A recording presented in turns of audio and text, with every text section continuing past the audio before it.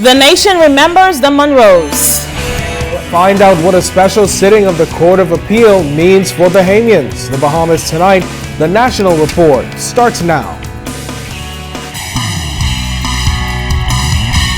Now in HD.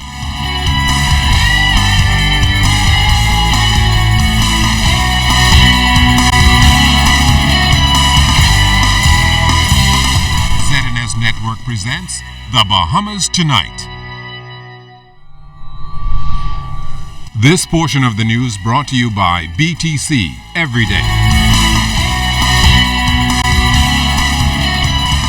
The nation's leaders paying their respects today to a man and his wife who have elevated the Bahamas' reputation worldwide. The bodies of Dr. Miles and Ruth Ann Monroe lying in state at the Bahamas Faith Ministries Diplomat Center on Carmichael Road today as the journey to their final resting place commenced.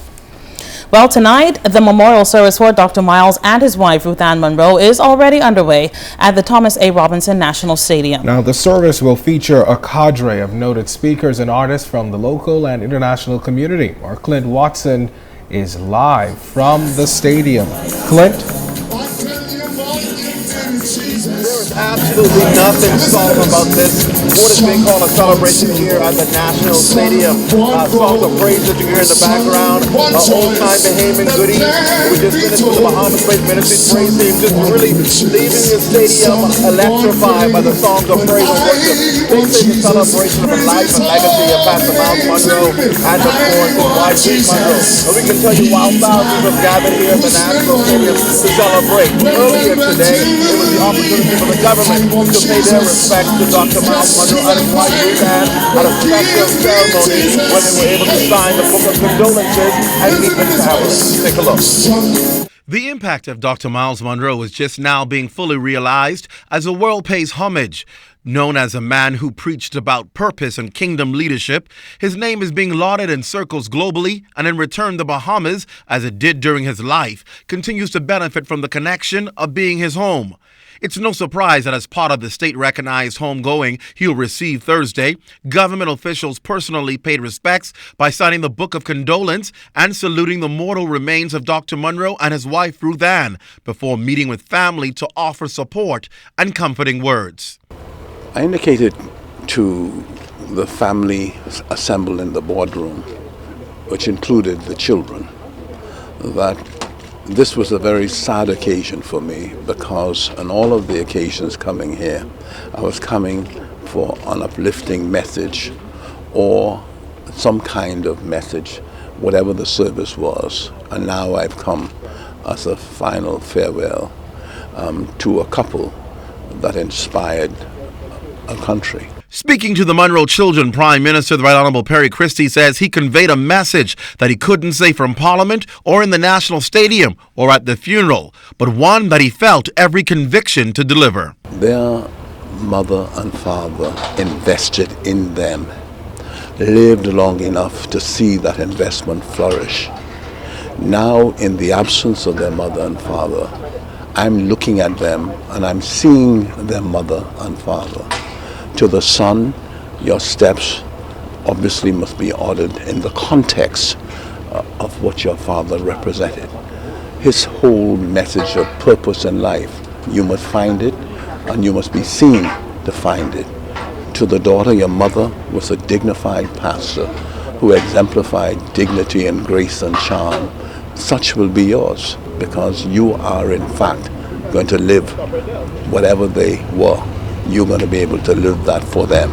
Delivering one final note to the Monroes, Mr. Christie concluded with what he felt Dr. Monroe would have said. Lift your spirits.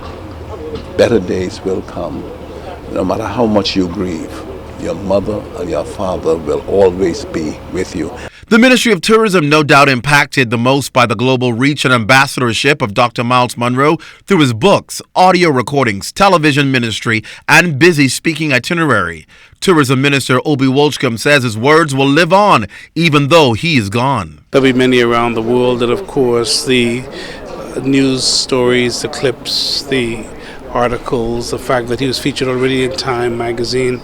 The truth is he's doing a lot, more than we can pay for. Dr. Miles Monroe touched the world, and by him touching the world, the Bahamas touched the world, because always within his heart was his country. And he carried a message of purpose, the purpose of life, the purpose of living, and that message resonated. In fact, many quarters of the world are now celebrating his life because he inspired so many.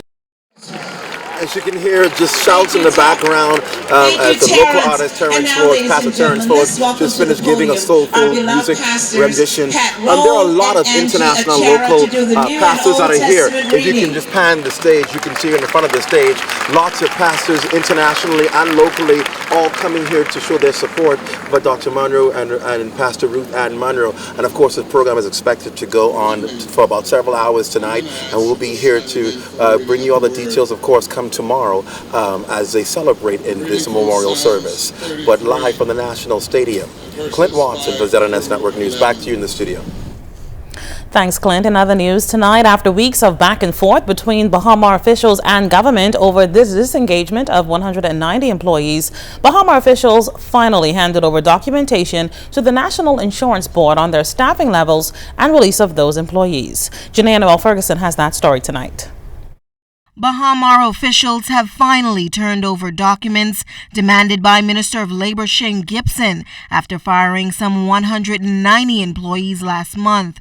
Gibson told ZNS News on Wednesday that the National Insurance Board is currently reviewing that information. Now, Baha Mar executives had 7 days to produce information to NIB on the number of employees they were paying contributions for. Gibson had hid out at the resort, claiming that they had refused to cooperate.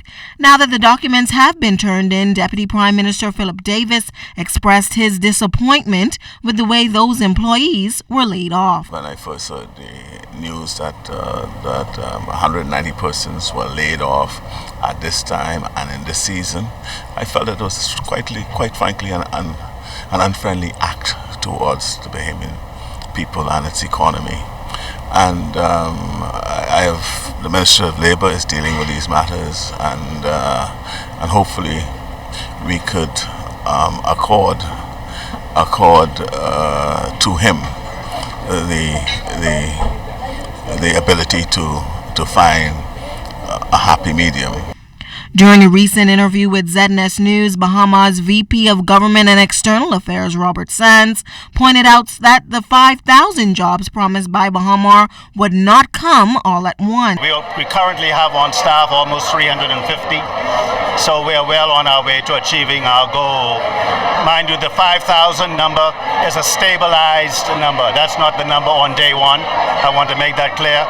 Now, of course, employment at the resort still hinges upon the opening of the resort slated for next March. Deputy Prime Minister Philip Davis is confident that the resort will open on time. Talking about construction and construction of the magnitude that we're dealing with, it's very difficult to put a definitive date. At the end of the day, you can fix a date, but any number of factors could contribute to delay.